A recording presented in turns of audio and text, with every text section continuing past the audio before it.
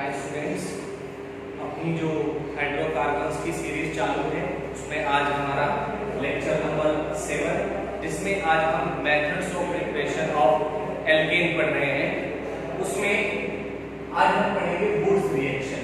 ठीक है ना, वुड्स रिएक्शन को हम दूसरा कपलिंग भी बोलते हैं ना, कपलिंग होती है इसमें।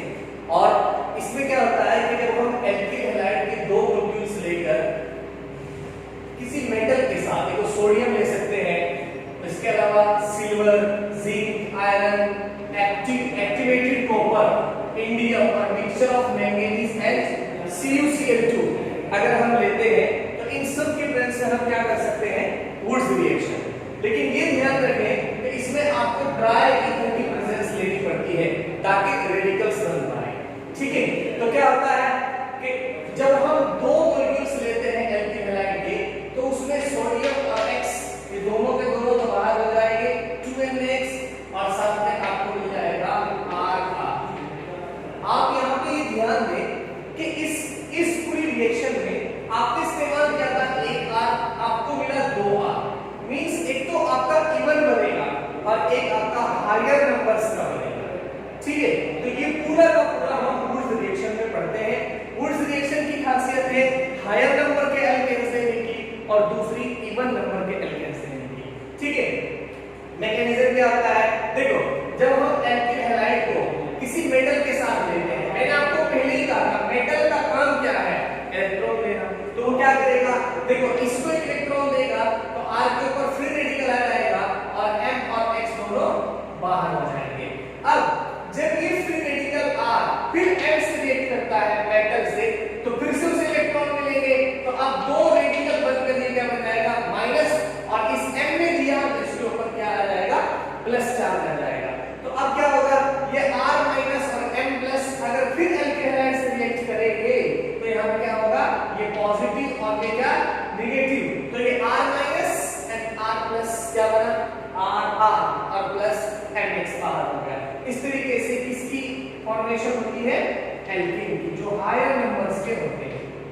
ठीक, अब उसके कुछ एग्जांपल अगर हम करें, देखो ध्यान से, अगर मेरे पास CH3Cl है, मुझे Na से रिएक्ट करवाना है in the presence of DD means dry ether, तो सिंपल इसको दो बना दो, हायर क्या बनेगा, CH3CH3, नाम क्या होता है, ईथेन।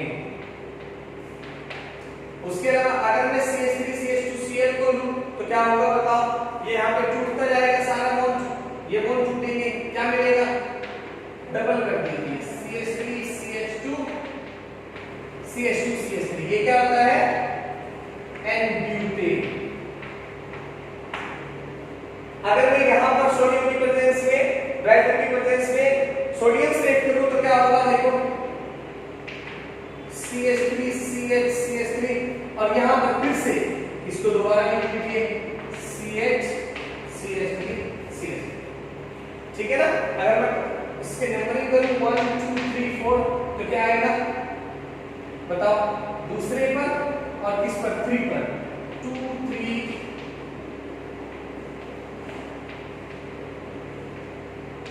Dimethyl butane. ठीक, अब यहां पर मैंने क्या किया, देखो अभी तक तो मैं सारे सिमेट्रिकल ले रहा था, CH3 CH3 CH2 CH3 CH CH3, लेकिन अगर मैं यहां पर क्या करूं, एक CH3 ले लूं और एक क्या ले लूं, CH3 CH2, तो अब क्या होगा, ये देखो ये सिमेट्रिकल नहीं है, कैसे है, अनसिमेट्रिकल। तो अब मिक्सचर मिलेगा आपको, प्योर नहीं मिलेगा। या तो अगर क्या हो सकता है, दोनों CH3 मिल गए हो, अगर दोनों CH3 मिल गए होगी तो क्या मिलेगा, CH3 CH3, या क्या पॉसिबिलिटी, ये दोनों मिल गए हो तो क्या मिलेगा, CH3 CH2 CH2 CH3, या क्या पॉसिबिलिटी है, एक CH3 मिला हो, एक CH3 CH2 मिला हो, तब आप क्या करेंगे बताओ, ऐसी कंडीशन में CH3 CH2 CH3 अगर ये दोनों मिल जाए तो क्या मिलेगा, ये मिक्सचर मिला है आपको, क्या मिला है, मिक्सचर मिला है। आप इस राइटर के अलावा Et2O भी इस्तेमाल कर सकते हैं, THFP, क्योंकि क्या होता है, देखो अगर आप एरिल या एल्किल फ्लोराइड लेते हैं तो आप THF इस्तेमाल करें, और अगर आप क्लोराइड ले रहे हैं कोई भी क्लोराइड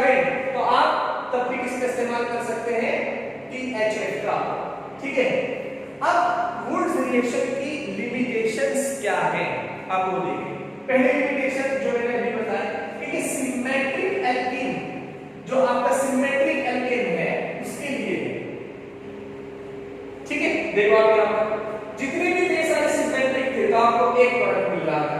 जैसे ही हम सिमेट्रिकल आया तो क्या हो गया बताओ, क्या हो गया? ऐसे आने से मिक्सचर मिला।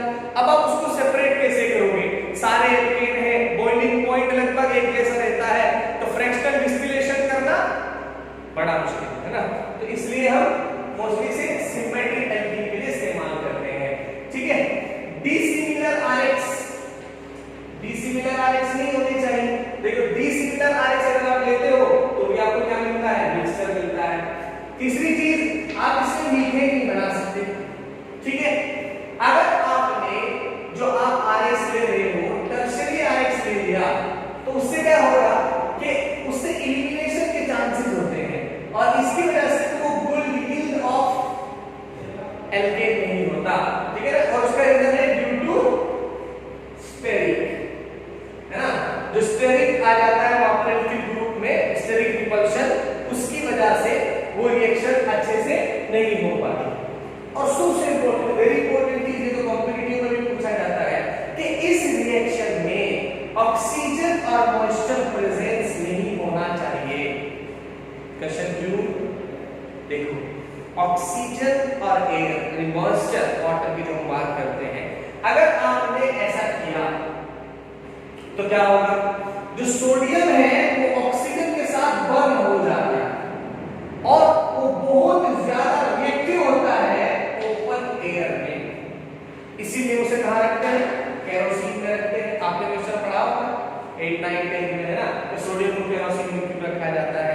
क्योंकि अगर आपने इसे ओपनली छोड़ दिया तो एयर के साथ हाईली रिएक्टिव करेगा, एक्सप्लोजिव हो सकता है। ठीक, रिएक्शन ये बताएंगे जब सोडियम वाटर के साथ रिएक्ट करता है तो NaOH हाइड्रोजन गैस रिलीज करता है और जब सोडियम ऑक्सीजन के साथ रिएक्शन करता है तो सोडियम ऑक्साइड बनाता है। ठीक है, तो उसके बाद हम क्या करते हैं बेटा? ये पूरी वुड्स रिएक्शन थी।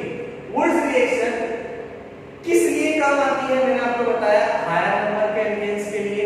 दूसरा किस चीज के लिए बताओ? इवन नंबर अगर हमें बनाने हो उसके लिए।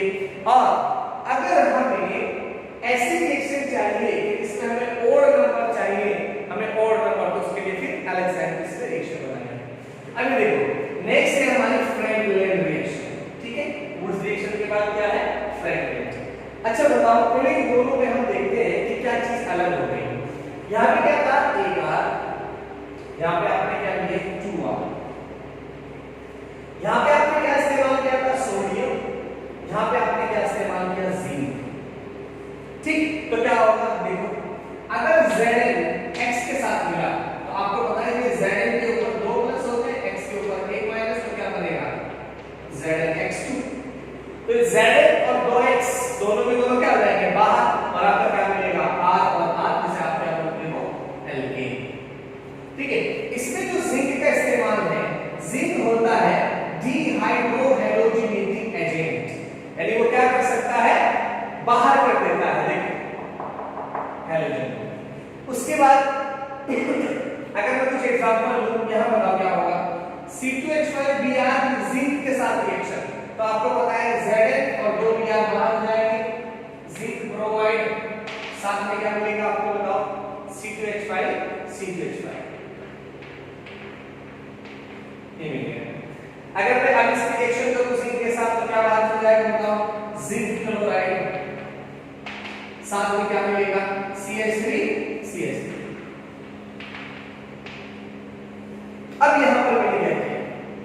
डिसिमिलर, फिर से नहीं कहानी स्टार्ट। डिसिमिलर ले लिया, ये CH3 ये क्या है? C2H5। मिलेंगे अलग अलग प्रोडक्ट, क्या मिल सकता है? CH3 CH3 भी मिल सकता है, क्या मिल सकता है? C2H5 C2H5 मिल सकता है, एक बार CH3 और एक बार C2H5 भी मिल सकता है। ये हमारे क्या थी बेटा? Franklin reaction. अभी इसके कुछ एग्जांपल और कराने बाकी हैं, ठीक है, तो मैं पहले आपको थोड़ा सा इसके बारे में और रिवाइज कर दूं।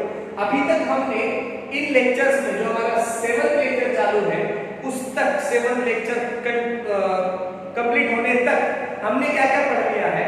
हमने एक तो हाइड्रोकार्बन्स का पूरा कंप्लीट किया, पेट्रोलियम के ऊपर, डीजल के ऊपर, ठीक है। उसके बाद हमने स्टार्ट किया methods of preparation of alkene. बारे में। उसके बाद हम मेथड्स ऑफ प्रिपरेशन पढ़े, उसमें हमने क्या क्या कंप्लीट किया। सबसे पहले बताओ बच्चों हाइड्रोजनेशन, दूसरा क्या था बर्थ रिडक्शन, तीसरा क्या था from alkyl halide by using reduction. उसमें मैंने आपको बहुत सारे कैटलिस्ट बताए थे, रेड फास्फोरस भी बताया था, zinc in the presence of HCl भी बताया था। उसके अलावा हमने फोर्थ रिएक्शन पढ़ी थी जिंक कॉपर कपल वाली, और उसके बाद हमने रिएक्शन पढ़ी वुल्स रिएक्शन, और उसके बाद हमने रिएक्शन पढ़ी है फ्रैंकलैंड रिएक्शन। ठीक है, आप इसका स्क्रीनशॉट ले लीजिए, फिर हम आगे कंटिन्यू करते हैं।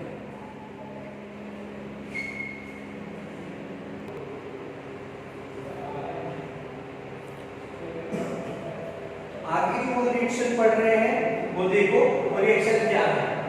अगर मैंने जिंक डस्ट के साथ डाइईथर की प्रेजेंस में अगर मैंने ये रिएक्शन कराई तो इनसे ये दोनों बाहर हो जाएंगे।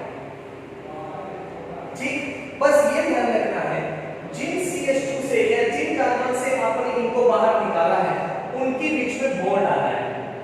मतलब कैसे, देखो आप CH2 को ऐसे रखो, ये आपने CH2 से रखा, यहां पर कौन है, यहां पर एक CH2 और यहां पर एक CH2।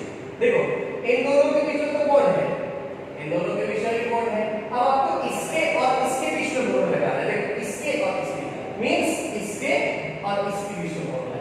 यहां पे ऑलरेडी है, यहां पे ऑलरेडी है।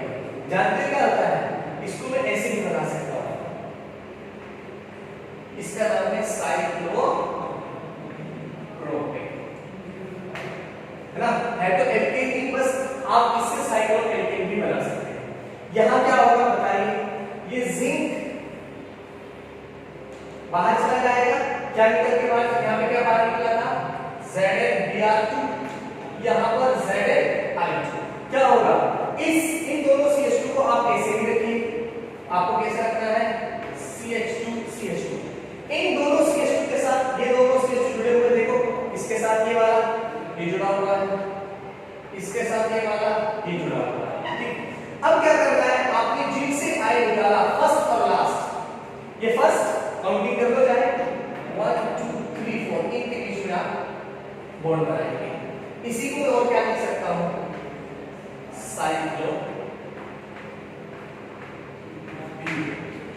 तो अगर आपको किसी, देखो यहां पर कौन सा आपका एल्किल ब्रोमाइड है, एल्किल हैलाइड, अगर आपको वहां से साइक्लिक भी बनाना है तो भी आप बना सकते हैं। यहां बताओ, यहां क्या होगा बेटा बताओ, ये बाहर कौन जिंक ब्रोमाइड, क्या मिलेगा, देखो उस CH को, देखो इस CH2 को आप ऐसे रखेंगे, प्लीज ध्यान दें, इस CH2 को आप ऐसे रखेंगे, इसके साथ कौन जुड़ा हुआ है CH जोड़िए, इसके साथ कौन जुड़ा हुआ है बोलो CH2 जुड़ा हुआ है, और इस CH के साथ कौन जुड़ा हुआ है CH3। मैंने क्या कहा, जिन Br से आपने निकाला उन पर, इस पर और इस पर, देखो काउंटिंग होनी चाहिए 1 2 3 1 2 3, यहां पर आप बॉन्ड करेंगे, इसको आप क्या लिखेंगे, और ये तो बन गया साइक्लोप्रोपेन, और यहां पर क्या मिल जाएगा आपका ये CH3। इसका नाम क्या होगा, काउंटिंग कीजिए 1 2 3 1 इथाइल साइक्लो, है ना। मुझे उम्मीद है कि आपको कॉन्सेप्ट क्लियर हो रहे होंगे। यहां पे क्या होगा, अभी ये Zn Br बाहर निकल जाएगा, और जैसे ही बाहर निकलेगा तो क्या होगा, देखो इनको आप कैसे रखेंगे CH2 CH2 को, या आपने इन दोनों CH2 को ऐसे ही रखा, साथ में क्या लगा दिया बताओ, साथ में क्या लगा दिया CH, इसके साथ में क्या लगा दिया CH। मैंने क्या कहा, जहां से आपने निकाला पहले तो उनके बीच में बॉन्ड बना लीजिए, ये बन गया बॉन्ड। लेकिन इस CH के साथ कौन था CH3, इस CH के साथ कौन था CH3, या फिर आप इसको कैसे लिख सकते हो ऐसे, यहां काउंटिंग कीजिए क्या होगा 1 2 3 4, बताओ 1 2 डाइमिथाइल साइक्लोब्यूटेन ना, यहां पे लिख देता हूं 1 2 डाइमिथाइल, ठीक है, ये है आपका फ्रेंकल। कर रहे हैं, जिंक डस्ट या जिंक पाउडर को लेकर आप क्या कर रहे हैं, हैलाइड को रिमूव कर रहे हैं बाहर। मैंने क्या कहा था, हैलाइड को ले जाने वाले भगा कर ले जाएंगे, ठीक है ना। अब उसके बाद जो नेक्स्ट रिएक्शन है, हमने वुड्स रिएक्शन भी समझ ली, उसके बाद हमने कौन सा बेटा फ्रैंकलिन रिएक्शन भी समझ ली। अब हम कुछ रिएक्शन पढ़ेंगे उसके बाद, ये हमारा कोरीहाउस सिंथेसिस। इस कोरीहाउस सिंथेसिस का दूसरा नाम क्रॉस कपलिंग रिएक्शन भी है, ठीक, बहुत आसान रहता है, सुन लीजिए। सबसे पहले एल्किल हैलाइड लिथियम के साथ रिएक्ट कराएगा और उसमें एक R एलाइ के साथ एक X एलाइ के साथ, ये बन गया R एलाइ और एलाइ X। R एलाइ होता है एल्किल लिथियम, क्या होता है बेटा, एल्किल लिथियम। उसके बाद जब हम इस एल्किल लिथियम को लेते हैं और फिर किसके साथ रिएक्शन करवाते हैं, CuI कॉपर आयोडाइड के साथ, तो उसमें क्या होता है, बहुत आसान काम, ये दोनों R एलाइ और Cu अलग हो जाते हैं और जो एक एलाइ I के साथ मिलकर चला जाता है। देखो इसको हम ऐसे लिख सकते हैं R एलाइ और यहाँ पे क्या है CuI, इसमें से ये दोनों तो बाहर चले जाते हैं और क्या बाहर आ जाता है हमारे पास,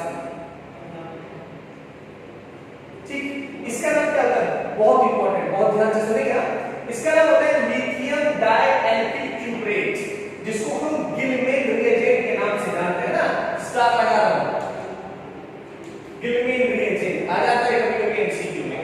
उसके बाद जब हम इस R2LiCu को किसी एल्किल हैलाइड के साथ अलग एल्किल, लेकिन ध्यान रहे वो 1 डिग्री और 2 डिग्री का होना चाहिए, क्योंकि यहाँ पर एसएन रिएक्शन होने वाली है और आप जानते हैं SN2 रिएक्शन में 1 डिग्री और 2 डिग्री होने चाहिए, SN2 3 डिग्री पर नहीं होती, ठीक।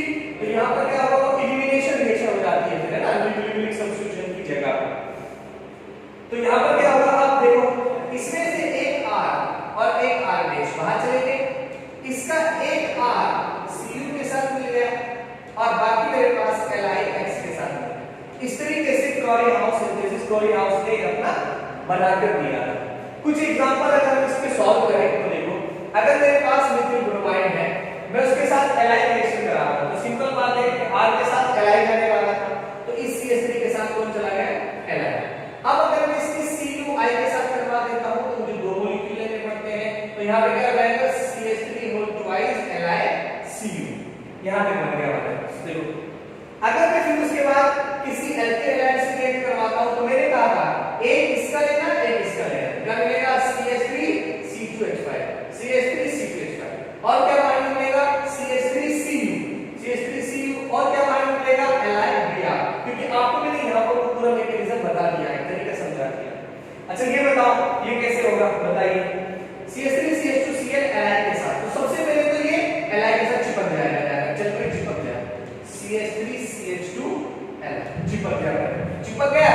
फिर अगर मैं इसकी रिएक्शन कॉपर आयोडाइड के साथ करवा दूं CuI के साथ, तो बताइए क्या होगा, ये डबल हो जाएगा। मैंने आपको कहा था CH3CH2 कितने बेटा, दो बार बोलोगे कि नहीं, और साथ में कौन आ गया, LiC, ठीक, ये हमारा बन जाएगा इसके साथ।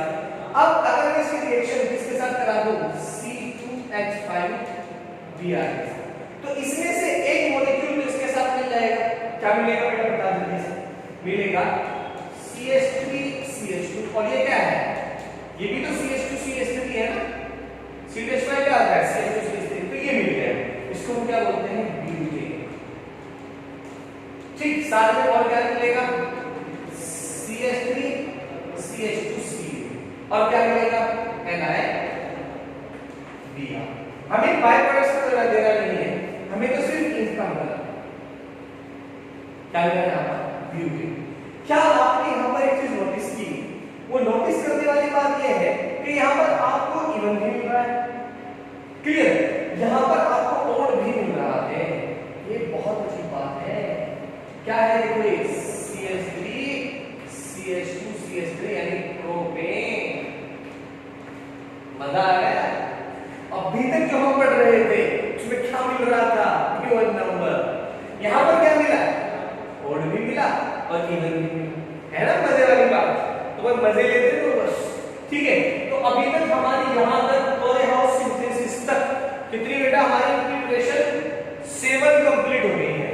अभी हमारी लगभग 5 to 6 बाकी है जो आगे के लेक्चर्स में कवर करेंगे। ठीक, तो आज हमने लेक्चर 7 तक बहुत सारी मैक्सिमम जो इंपॉर्टेंट रिएक्शंस की methods of preparation of alkene की वो हमने कंप्लीट कर ली है।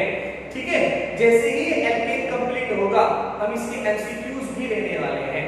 ठीक, आपको अगर पूरा टॉपिक पढ़ना है तो आप लेक्चर 1 से स्टार्ट करना, आपके सब कॉन्सेप्ट क्लियर होते जाएंगे और रिएक्शन कैसे किए हैं, उनके एग्जांपल क्या क्या लिए हैं, वो सब आपके कवर होते जाएंगे। फिर हमें एमसीक्यू सॉल्व करने में कोई प्रॉब्लम नहीं आएगी। बस इंपॉर्टेंट ये है कि आप प्रैक्टिस करते रहें, क्योंकि उसके बिना सब कुछ इनकम्प्लीट है, अधूरा है। रेगुलर स्टडी सबसे इंपॉर्टेंट चीज है। एक दिन के सिकंदर बनने से कुछ नहीं होता। आज बहुत सारा पढ़ लिया, 12 to 14 आवर्स, और अगले दिन ठुल्लू, ऐसा नहीं चलता। आप अगर डेली 1 आवर्स पढ़ रहे हैं, पढ़ो, पर डेली पढ़ो, कुछ भी हो जाए, चाहे तूफान हो, फीवर हो, कुछ भी हो, लेकिन आपकी पढ़ाई नहीं रुकनी चाहिए। अगर आप एक दिन नहीं पढ़ते या एक दिन लेक्चर मिस करते हो या एक दिन का लेक्चर आपने छोड़ दिया तो आप 7 डेज पीछे हट जाते हैं अकॉर्डिंग टू साइंटिस्ट मेथोडोलॉजी। ठीक, तो हमने इतने सारी जो भी रिएक्शंस पढ़ी हैं उनको आप ध्यान से पढ़ें, घर पे जाकर रिवाइज करें और इसको रिवाइज करते रहें, तब ये चीज ध्यान में रहती है। ठीक है, और मुझे उम्मीद है कि आपको ये सब समझ में आया होगा, अच्छे से समझ रहे होंगे, अच्छे से पढ़ाई करते रहे। और अगर आपको ये वीडियो अच्छी लगी है तो आप मेरी इस वीडियो को लाइक करें, शेयर करें, और अगर मेरे चैनल को सब्सक्राइब नहीं किया है प्लीज उसको सब्सक्राइब करें, बाकी लोगों को